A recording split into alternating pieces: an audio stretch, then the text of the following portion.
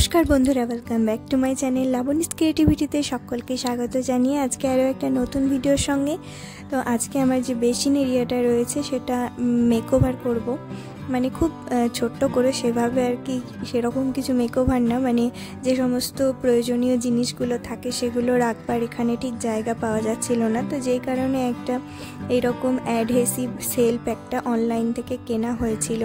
তো সেই সেলফটা আর কি এখানে লাগিয়ে নিচ্ছিলাম, যাতে সকালবেলায় যেগুলো ব্যবহার করি আমি, টুথপেস্ট, ব্রাশ, তো সেগুলো রাখবার জন্য এই জায়গাটা রেডি করছিলাম। তো তার সাথে সাথে তোমাদের সাথে শেয়ার করলাম, একটু মেকওভারও করছিলাম একটুখানি, মানে নিজের ক্রিয়েটিভিটি দেখিয়ে আর কি মিররটাকে একটু ডিজাইন করছিলাম। তো আজকের ভিডিওটা ভীষণ ছোট্ট, তো চলো ভিডিওটা দেখতে থাকো। এটা লাগিয়ে নেওয়ার পরে কিন্তু বেশ সুবিধা হয়েছিল। এই অ্যাডহেসিভ যে সেলফগুলো সেগুলো বেশ ভালো, তবে এটাতে রাখতাম আগে, কিন্তু এটাতে মানে এদিক ওদিক নড়ে সরে যায়, খুব অসুবিধা হচ্ছিল। তো সেই কারণে এর মধ্যে হ্যান্ড ওয়াশটা রাখলাম, একটা ছোট্ট ফুলদানি রাখলাম, আর্টিফিশিয়াল যে ফুলগুলো হয় আর কি সেটাই, আর একটা হ্যান্ড ওয়াশ, আর টুথপেস্ট আর টুথব্রাশ, একটা ফেস ওয়াশ। তো এই জায়গাটা এভাবে গুছিয়ে নিলাম। এবার যে মিররটা রয়েছিল, এটা যেহেতু আমাদের সরকারি ঘর, তো সেই কারণে সব জিনিস তো নিজের মতো করে সব কিছু করা যায় না, তাই এই মিররের নিচ থেকে, মিররের পিছনে যেটা থাকে না সেটা আর কি বারবার খুলে যাচ্ছিল আর ফাঁকা হয়ে গেছিলো। তো আমি ভাবলাম এই জায়গাটা ওয়ালপুট্টি দিয়ে ঠিক করে দিই, তাই ওয়ালপুট্টিটা খানিকটা মেখে নিয়েছিলাম আর চারিদিকে এভাবে লাগিয়ে যে ফাঁকগুলো ছিল সেগুলোকে ভরাট করে দিচ্ছিলাম।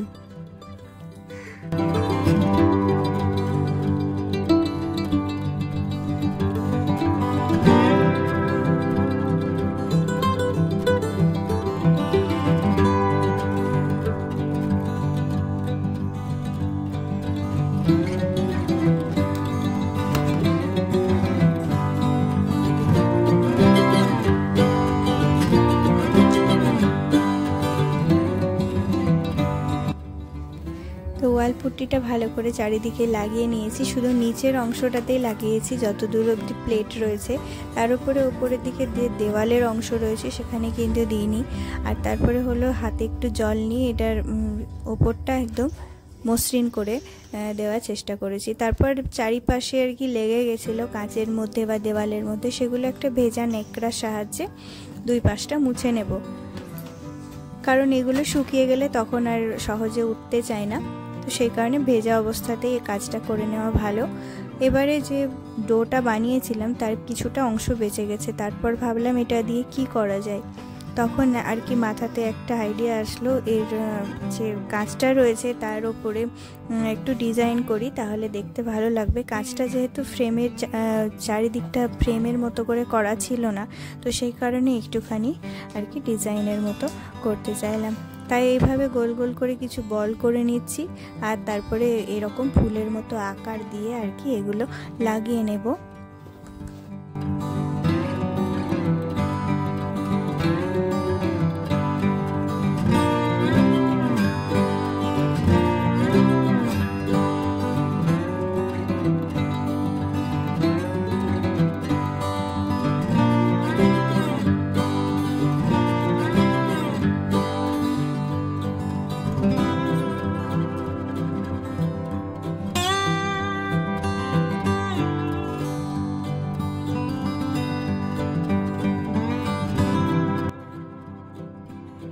এইভাবে অনেকগুলো ফুল তৈরি করে নেব।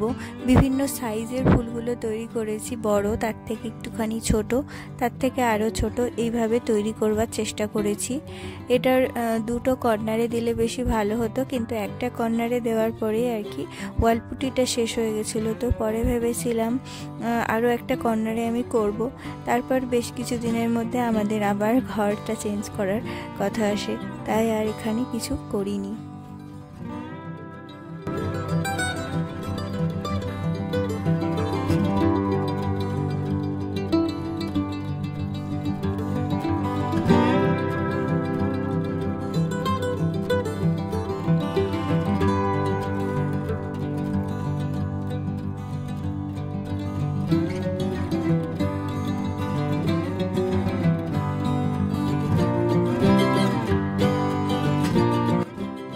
কাজ করতে করতে ওয়ালপুট্টিগুলোর গাগুলো বেশ খানিকটা শুকনো শুকনো হয়ে এসেছিলো। তারপরে হলো যে খুলে যেতে পারে পরে, জানি না কাচের সাথে লাগবে কিনা, তো সেই কারণে আমি একটুখানি আঠা দিয়ে নিয়েছিলাম, তারপরে এগুলোকে লাগিয়েছিলাম তাতে যাতে খুলে না যায়। আর এই ওয়ালপুট্টিগুলোর উপর চাইলে কিন্তু বিভিন্ন রকম কালারও করা যেতে পারে, কিন্তু আমার হোয়াইটটাই বেশ ভালো লাগছিল, তাই আর এর উপরে কোনো রকম কালার করিনি। তো এভাবে আস্তে আস্তে ছোট থেকে বড় এইরকমভাবে জিনিসটাকে সাজিয়ে নিলাম। আর দেখো আগের থেকে মিররটা দেখতে কিন্তু বেশ সুন্দর লাগছে। এই কর্নারটায় যেরকমটা করেছি অপোজিট কর্নারটাতেও একই রকম করলে বেশ ভালো লাগতো, কিন্তু সেটা আর তখন করা হয়ে ওঠেনি, আর পরবর্তীকালেও আর করা হয়ে ওঠেনি রুম চেঞ্জ করার কারণে। তো ভিডিওটা আজকের খুব ছোট্ট, এখানেই শেষ করছি। দেখা হচ্ছে নেক্সট ভিডিওতে। সবাই ভালো থেকো, সুস্থ থেকো, দেখা হবে আবার কোনো নতুন ভিডিওর সাথে।